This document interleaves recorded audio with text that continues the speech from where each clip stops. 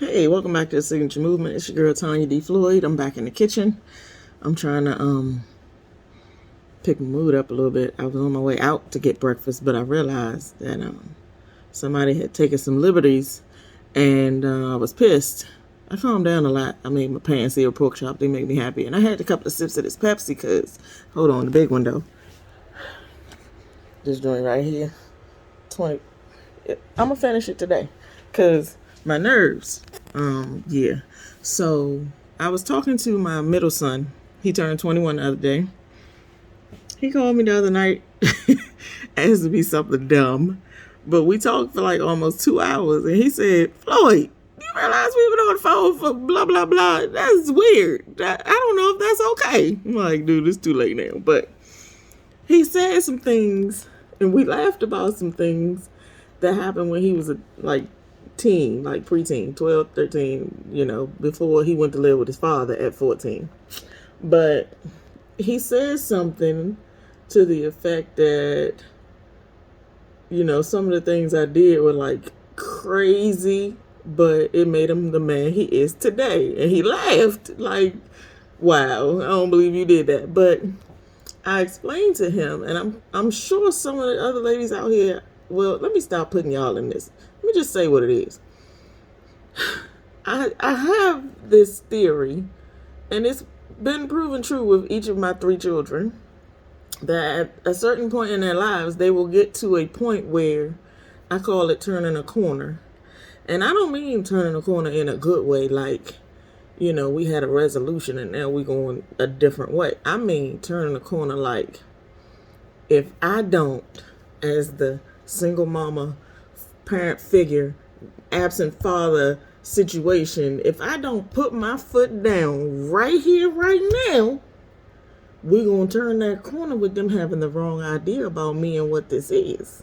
Now, I'm talking, they still young, way under 18, so you still under my supervision, and I'm still responsible for dumb shit you do out in the streets. Yes, dumb shit that you do out in the streets gonna cost me money. Stuff that you do in the house gonna cost me money. I'm responsible legally if anything happens with you out there. Even in the house, you break up my shit, I gotta replace it. It costs me money. But they all have this, we're not rich, but, they walk around acting like money is no object and things are easily attained. And, that whole suburban, we all right kind of mentality. But I'm over here breaking my back, struggling, figuring out stuff. Necessity is the mother of invention and that whole thing. And I'm resentful of your attitude toward the things that I provide because I make that happen. I'm not going to say I do it alone because God is my pilot. You hear me? But y'all not going to keep trying to take advantage of me around here because I'm it. Anybody else rolling up in here making sure you all right? It's me. So when they get to the 12, and my other boy started at 11, this 11 to 13-year-old thing, and they're going to turn that corner, we're going to have to turn it with me driving. So yeah, I do a lot of long, hard thinking and praying on it, but I swear, if I don't do what I need to do, they gonna try to run my house and ruin my life and have my hair falling out. I like my hair. It ain't take me that long to grow up, but still, it's mine. I like it. I'm gonna keep. We're not gonna have my edges standing out no further. They stem from, genetics. And my mother got this situation with this hairline thing. I don't know. It's real thin right there, but I'm gonna keep all the rest. We not tearing me up. I'm not gonna have my stomach eating itself from the inside. I'm not gonna have my organs breaking down, the stress levels just out of. No, I'm not. For some reason, people seem to think this whole single mama saga comes with eat shit and die. Like the only thing you got to do in this life is make sure your kids are okay and let them do and be and say and have and all the things while you dying. Not me. I'm not going like that. So when we turn this corner, I'm driving. They all look at me. Each time it's happened so far. The third one about to catch it. That's why I'm having this video right now. We in therapy. Y'all help me. But each one of them came to a point where it was like they were gonna put their foot down with me and say whatever it was they needed to say. And then, that whole my father child. And that whole at least my father XYZ thing. Or you saw this and you saw that. First of all, I have feelings, but I'm not going to allow my feelings to decide anything for me in my life ever. I'm always thinking first. So when you start attacking my feelings, I'm thinking, what is it that you want? What is it that you're trying to accomplish besides stomping me out? So if you don't care enough about me to respect my feelings, I'm going to have to go at your throat. If you get punched in the throat, you do. Because you said what you said, right? You stand behind that, get punched in the throat. Just take that shit. If you happen to get punched in the stomach or something else that's ridiculous, you just do. I ain't saying it happened, but I'm just saying if you want to go there, you got to be all in. Because if I got to cross the line, ain't nobody to pull me back. It's just us. So think about it before you want to go there. Each time, I give them the whole, is today going to be the day? That's what I say. Is today going to be the day? Each time, they always back down a little bit. Even they mad still, mumbling this and that. But is today going to be the day that I whoop your ass? I ain't talking about with no belt. Let's go. Is today going to be the day? And each time the words came out, the attitude was like, I fucking hate her. But they walked away. But at some point, each one of them had a whole plan of, hurting my feeling attack. And I did not appreciate the way they came at me with it. So when we turned the corner, I was driving. And the reaction I gave was meant to instill the fear of God in them, or to make sure they knew that I wasn't just going to take it because I'm the mother.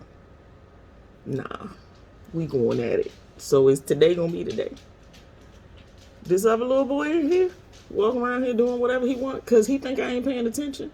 And then, he got a couple of deficiencies, but where he lacks in one area, he makes up for it in the sensory area. Like, he has a real keen understanding of people and how they think and feel, and like, it's almost like an empath. And I'm not going to call him an empath because I think he might be a sociopath, because some of these behaviors is not like, empathetic people generally feel your stuff and they treat you differently, according to kindness or compassion. They do nice things because they understand how you feel. This over here, they get how you feel and they want to take you apart a little bit. I know part of it is being kids, but let me tell you, these little,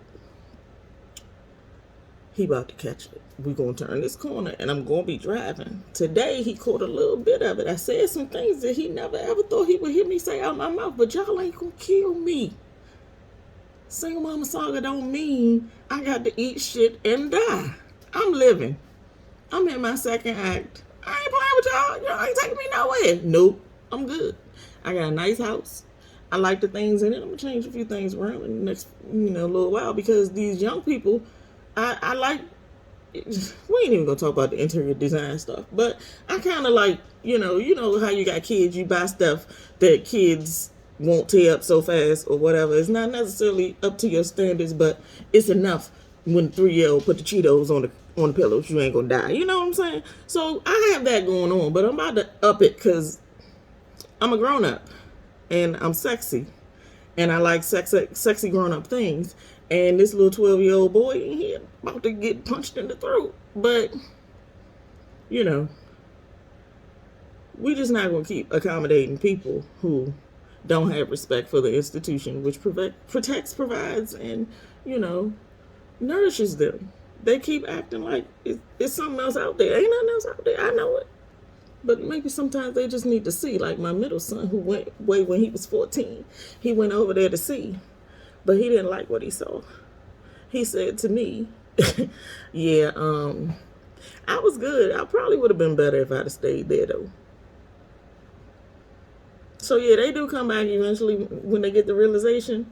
But You ain't got to wait for that. Just live your life. They don't get to take everything from you. They don't get to dictate how you live, how happy you are, how, capable you are of walking around healthy. They don't get to dictate none of that. That ain't motherhood, single mama saga, and all that. No, they don't get to take it. They don't get to take all your stuff. They don't get to touch all your stuff in the house. They don't get to eat all your food. None of that. Just because you're the mother, you ain't got to take that shit, okay? We gonna turn this corner. I'm gonna be driving. If you get punched in the throat, you deserved it, okay? Call anybody you want. Have them come get you. Most they gonna do is make me pay child support because you ain't gonna be dead or nothing. Ain't nobody taking me to jail. But just make sure you understand when you. Matter of fact, let me have his brother call him, tell him about crossing that line. You want to go somewhere else? Go. It ain't gonna work out like you think. How my cousin used to say, my cousin Peanut, rest her soul.